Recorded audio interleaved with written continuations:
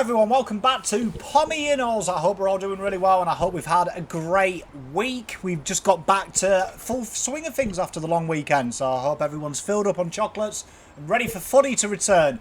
If you are new around here, please drop a like, please drop a subscribe. It means the world. We've just smashed 800, so the next step really is 900 and then that magical 1000. So if you can do that and support the channel, that would be grouse. And let's get stuck into the tips for this week. We got 5 out of 9 last week. I don't think anyone did well last week, and if you did, you've probably come back from a time machine or something, because I have no idea how you did it. So let's see how we get on this week. There's some tasty fixtures, and without any further ado, let's start tomorrow evening, 7:20. Sydney host Essendon at the SCG. Now, the head-to-head of these two sides says that Essendon should win. They've won 3 out of the last 5. But it's always tough, isn't it? Because Essendon's big win against Saints takes them to 1-2. Sydney obviously were mighty impressive in Richmond. They are unbeaten this year. And it's no surprise why. If you look at Sydney, they've had 3 Rising Star nominations on the back, which is an AFL historic feat. They are number 1 side in the comp for efficiency inside 50, inside 50s and points per game. Lloyd has led the way as well, 26.3 disposals per game. And it's young Errol Golden as well, 6 assists and 8.67 marks per game. He's really been an absolute dominant force since he's come into the system. Essendon, though, they are top 3 for disposals per game and 2nd in tackles. They really do up their intensity. Merritt, we know as well, 31 touches per game, and he's really going to have to carry the load, especially without clearance king for them, Dylan Shield. Ridley has been dominant as well down the back, 7.67 marks per game. And it's going to be an entertaining game, this, because Essendon really showed a bit last week. They got a lot of confidence. However, at home, Sydney have been mightily impressive. And I think Sydney just have got something about them, and I think this run's going to continue. I'm going to tip here Sydney to win this one by 27. Then Friday evening, we've got an absolute blockbuster here at 7:20 at the Adelaide Oval. Port Adelaide entertain Richmond. Now, head-to-head, Richmond win this one 3-2, and in the last 5. And I think that's interesting because last week as well, we saw Port, they just went down to the Eagles. Eagles really controlled the football well. On the other hand, though, Richmond were resoundingly beaten at home to Sydney. Now, Port in top 5 for most of the major metrics. Last week was really a flash out of the pan for them. And Orazio Fantasia has really led the way. 8 goals this year and looks a real threat. We know Ollie Wines has been dominant in the centre as well. 31.3 touches per game. Richmond, though, are the least tackled team in the AFL.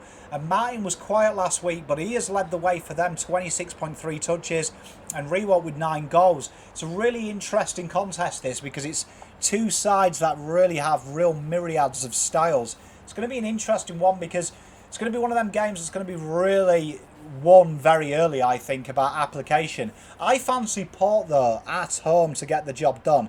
I'm going to tip Port Adelaide here by 15, and I'll live or die by my sword.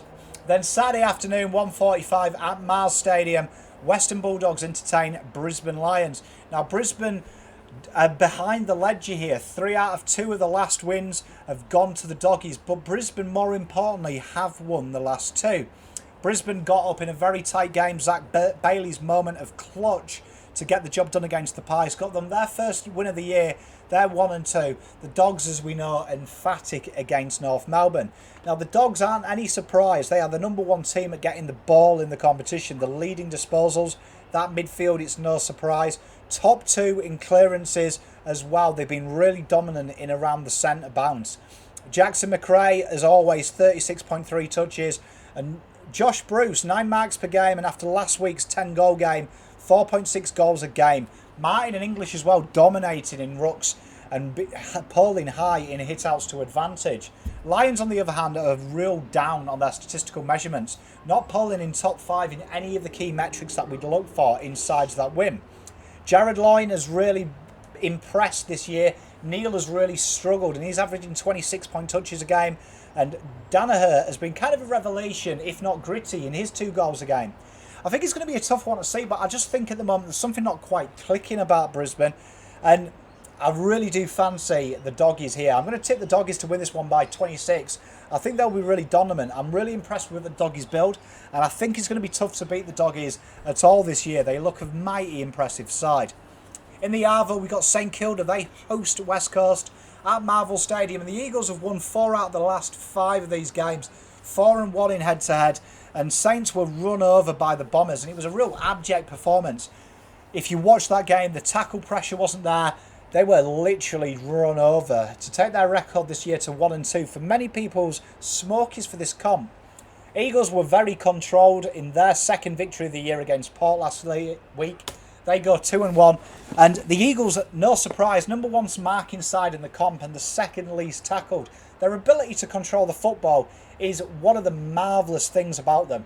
Top 3 for dominating sides in the centre as well. When you've got Nick Natanui averaging 30 hit-outs per game, Dom Sheed 9 tackles and 28 touches from Kelly, who really looks like he's hit some form.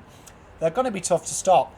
Saints, number 1 clangers side in the comp, but they do have top 5 in clearances. Steele showed that, 26 touches last week for him, 26 touches in the season for him at the moment averaging, and Higgins 2 goals. I just think, for me, it's a job too early for the Saints. I think last week you'd be mad to tip them. I do think they'll respond. I think the Eagles will get the job done by 10, but I think it's just too much at the moment without any of their key ruck stocks in against Nick Nat.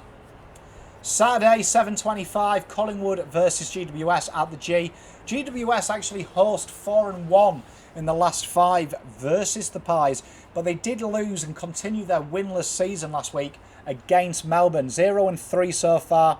Pies, as we discussed, kick after the siren to put paid to their hopes against the Lions. But top 5 for tackles in the comp, most hit-outs to advantage and least against, with Grundy leading the way for the Pies. 48 hit-outs per game. Roughhead and Moore, the most dominant intercept marking combination in the competition. 9 marks as well from Roughhead as the second key down there. He's really telling. And Moore, as we know, dominating intercepts. And Majacek's been in and around the goals, 7 goals per year. And the goals are quite well spread from Collingwood. GWS totally under the cosh, and you can see in their numbers. Second most rebound 50s. Tarrant has tried to hold it together with 27 touches per game. And obviously Green being their goal threat, 8 goals so far. But GWS injuries just look lacklustre. It's not coming together.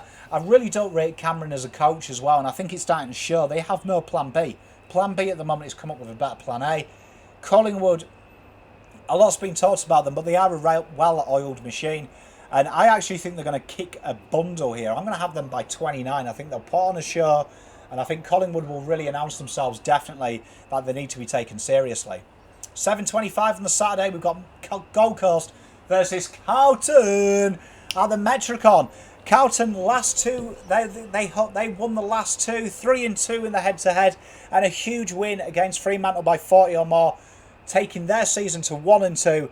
Gold Coast, they narrowly lost to the Crows, they're 1-2. But Carlton, the number 1 clearance side in the comp, give a little bit of respect to the Blue Boys. Top 2, most effective mid in the comp as well in Sammy Walsh, and the least marks against them. McKay, 13 goals, 7 last week, and Walsh, 32.3 disposals per game. And Zachy Williams averaging 8 clearances a game. Absolute beast with his pink boots. Gold Coast been a bit more kick heavy this year and really a lot of distance on them kicks. Number 1 in the top for kicks attempted in the comp and number 1 for tackles. Anderson's been a bit of a clearance specialist this year as well. 6 clearances per game. And Ben King, their top goal kicker, with 10. I can't look past Carlton here. They've got no rucks. You've got to have Caleb Graham in the ruck there and Burgess. Carlton will win this one by 50. You've heard it here first. Carlton, 55-point win. Boo-boo! Sunday, Arvo, North Melbourne. They entertain the Adelaide Crows at Marvel Stadium. North have won the last 2. They host 3-2 in the last 5. But they're 0-3 this year. And they got an absolute kick-in by the Dogs. Crows continue their impressive start with a 10-point win against Gold Coast. And it's no surprise when you look at the metrics. Top 5 in the comp for Crows are for points scored and clearances. Laird relishing midfield time, 28.3. And Walker been sensational, hasn't he? 17 goals at 5.6 a game. Absolute beast. North, it's really a testament to where they are. Top 5 for tackles and rebound 50s, with the 3 least tackles and rebound 50s against them. It just shows that they're getting absolutely mauled. They have shown signs though. Zeeble has been impressive down the back. 27 touches and 10 rebound 50s to advantage. Bailey Scott, their leading goal kicker though, 3 goals, and it just shows that inside 50s for North at the moment are as rare as rocking horse poo. Adelaide will win this one by 48. Lock that in. No way in hell that doesn't come in. Sunday, 2:40, Fremantle host Hawthorn at the Optus. Intriguing one, this one, because Hawthorn host the record 4-1, but that one being the last time they played, Fremantle won that. They went down to Carlton, and you could say it was kind of courageous. They had injuries galore, taking their record to 2-1 when Hawks, they lost narrowly to Geelong in a very hard-fought game. They're 2-1. They're 1-2 as well. So both sides 1-2. Hawks more handball heavy this year, really looking to feed it on the outside with their wingers that they've brought in, and the second best side and most effective side at stopping clearances against. Tom Mitchell back to his best, 33 touches. Hardwick 6 rebound 50s and dominating in kicks, 18 kicks, and he's really been a threat down back with score transition. The goals are really spread as well in Hawthorn at the moment. Bruce leading the way with 5 though. Freo top 2 in clangers per game though, and really struggled with that as told Timber to get any continuity in the midfield. Brayshaw has really stood up though, 27 touches per game, and Taberner's doing his best with what he can, 7 goals in this year.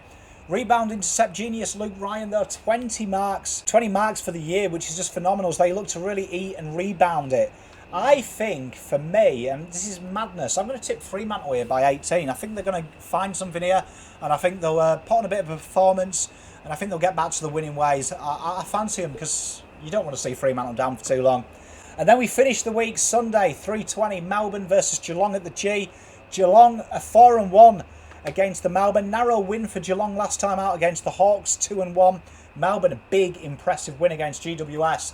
And Melbourne have been really impressive in a large number of metrics. Their tackles resulting in turnover, top 3 in that. Top 3 for inside 50s and hitouts, with Gorn leading the way, 33 hitouts. Oliver, 8 clearances and 32 touches. And Pickett bagging the goals with 7. But one player who doesn't get enough love is Tomlinson, 9 marks per game. And he's been a real conduit around the ground, real reliever, real space, and really allows them just to control the footy a bit more. And I've been really impressed by Tomlinson's game plan. Geelong, top 2 side in the comp for clearances, and they've shown a little bit more of a heavier kick-heavy game plan this year, and a willingness to take the game on, with the increase in handballs being really prudent and look to really spread the play. Mitch Duncan coming back last week was really mercurial, adds another string to their bow, and we know Guthrie has been in brilliant form, being a constant ball finder for them. Stewart dominates down the back, 24 marks already this year, and Hawkins been in amongst the goals with 7. I'm going to tip Geelong here to win this one by 19, and I'm confident with that one. I think they'll do well. They're my tips then. Let me know what you guys and girls think. Hopefully I get it right this week, because we've had some real bad ones, haven't we? You never know though. Until tomorrow, Pom out.